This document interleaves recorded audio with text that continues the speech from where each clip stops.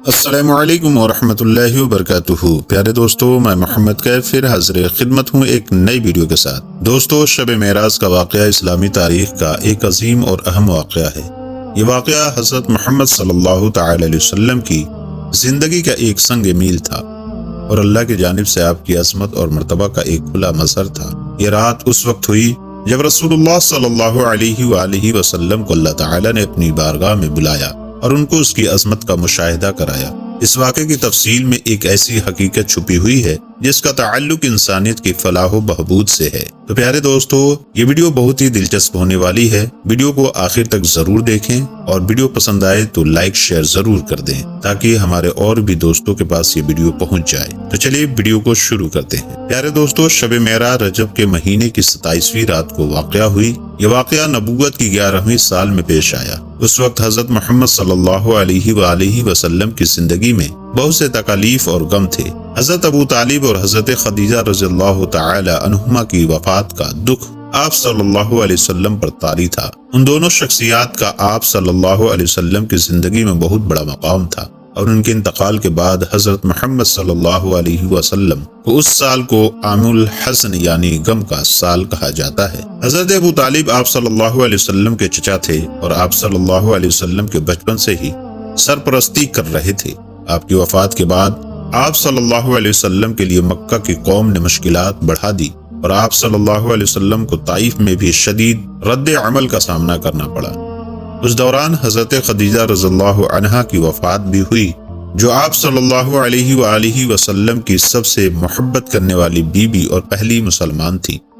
اس گہرے غم اور بے یار و مددگار حالت میں اللہ تعالی نے اپنے نبی کو اپنی عنایتوں سے نوازا۔ اللہ تعالی نے حضرت محمد صلی اللہ علیہ وسلم کو ان غموں اور تکالیف سے تسلی دینے کے لیے شب معراج کا عظیم واقعہ وقوع پذیر کیا۔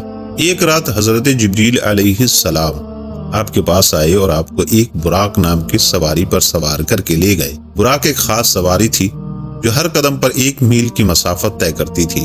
حضرت جبریل علیہ السلام نے حضرت محمد صلی اللہ علیہ وسلم کو براق پر سوار کر کے مکہ مکرمہ سے بیت المقدس مسجد اقصی کی طرف روانہ کیا۔ اس سفر میں حضرت جبریل علیہ السلام آپ کے ہمراہ تھے۔ اس سفر کی ابتدا مسجد حرام سے ہوئی اور آپ کو بیت المقدس لے جایا گیا۔ جب حضرت محمد صلی اللہ علیہ وسلم مسجد اقصی پہنچے تو وہاں تمام انبیاء کرام اجتماع تھے۔ حضرت محمد صلی اللہ علیہ وسلم نے وہاں انبیاء کرام کے ساتھ نماز ادا کی۔ اس نماز کے دوران حضرت جبریل علیہ السلام نے نبی اکرم صلی اللہ علیہ وسلم کو اللہ کی طرف سے خاص پیغامات دیے اور اس رات کی اہمیت کو اجاگر کیا۔ نماز کے بعد حضرت جبریل علیہ السلام نے حضرت محمد صلی اللہ علیہ وسلم کو آسمانوں کی طرف لے گئے۔ اللہ تعالی نے اپنی ہستی کی عظمت دکھانے کے لیے اس سفر کا آغاز کیا۔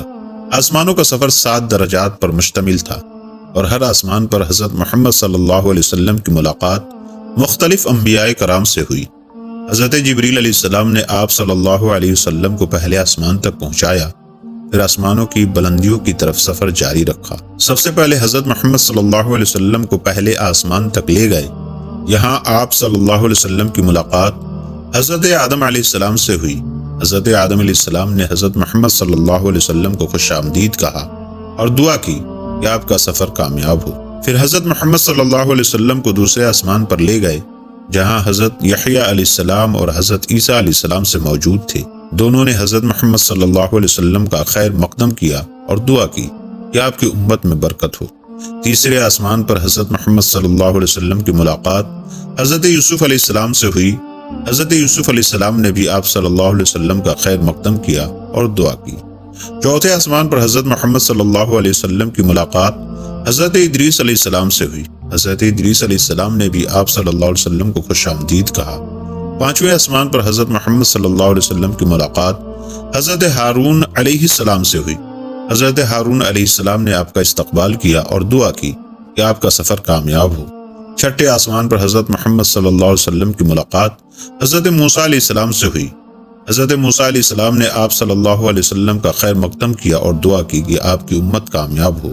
آخر کار حضرت محمد صلی اللہ علیہ وسلم 7ویں آسمان پر پہنچے جہاں حضرت ابراہیم علیہ السلام موجود تھے۔ حضرت ابراہیم علیہ السلام نے آپ صلی اللہ علیہ وسلم کا خیر مقدم کیا اور دعا کی کہ آپ کا سفر کامیاب ہو اور آپ کی امت خوشحال ہو۔ 7ویں آسمان پر حضرت محمد صلی اللہ علیہ وسلم کو اللہ تعالیٰ کے دربار میں بلایا گیا۔ یہاں اللہ تعالیٰ نے آپ سے گفتگو کی اور آپ کو بہت سے عظیم انعامات دیے۔ اللہ تعالیٰ نے حضرت محمد صلی اللہ علیہ وسلم کو 5 وقت کی نماز فرض کی، جو آپ کی امت کے لیے ایک بہت بڑی عبادت بن گئی۔ حضرت محمد صلی اللہ علیہ وسلم اس عظیم سفر کے بعد واپس مکہ مکرمہ پہنچے۔ آپ نے جو کچھ بھی دیکھا اور سنا وہ سب اپنے قوم کو بتایا۔ اگرچہ لوگوں نے اس واقعے کو ماننے سے انکار کیا اور اسے خواب یا وہم سمجھا، لیکن حضرت محمد صلی اللہ علیہ وسلم نے اس کی تفصیل کو کھول کر بیان کیا۔ شب معراج کا واقعہ مسلمانوں کے لیے ایک بہت بڑی برکت اور روحانی تجربہ ہے۔ اس رات میں آپ صلی اللہ علیہ وسلم کی قربت اللہ تعالیٰ سے بڑھ گئی اور آپ صلی اللہ علیہ وسلم کو جنت کے دروازوں اور عذاب جہنم کا مشاہدہ کرایا گیا۔ اس رات کی عبادت اور ذکر بہت اہمیت رکھتا ہے اور مسلمان اس رات میں اللہ کی مغفرت، رحمت اور برکتیں حاصل کرنے کی کوشش کرتے ہیں۔ شب معراج کا واقعہ ایک ایسی رات ہے جو حضرت محمد صلی اللہ علیہ وسلم کی عظمت اور اللہ کے ساتھ آپ کی قربت کو ظاہر کرتا ہے۔ اس رات میں اللہ تعالیٰ نے آپ صلی اللہ علیہ وسلم کو اپنی حکمت اور رحمت سے نوازا اور آپ کو اپنی امت کے لیے 5 وقت کی نماز فرض کی۔ یہ واقعہ مسلمانوں کے ایمان کو مضبوط کرتا ہے اور انہیں اللہ کے ساتھ اپنی تعلقات کو مزید بہتر بنانے کی ترغیب دیتا ہے۔ اللہ تعالیٰ ہمیں شب معراج کی برکتوں سے فائدہ اٹھانے کی توفیق دے اور ہم سب کو اپنی ہدایت کی روشنی عطا فرمائے، آمین ثم آمین۔ پیارے دوستو، امید کرتے ہیں آج کی یہ ویڈیو آپ کو پسند آئی ہوگی۔ اگر یہ ویڈیو آپ کو پسند آئی ہے تو اپنے دوستوں کے ساتھ ضرور شیئر کریں اور محبت کے ساتھ ایک لائک ضرور کر دیں۔ اور میرے پیارے دوستو، آپ میرے چینل پر نئے ہیں، ہمارے چینل کو سبسکرائب ضرور کر دیں۔ پھر ملیں گے ایک نئی ویڈیو کے ساتھ۔ اللہ حافظ۔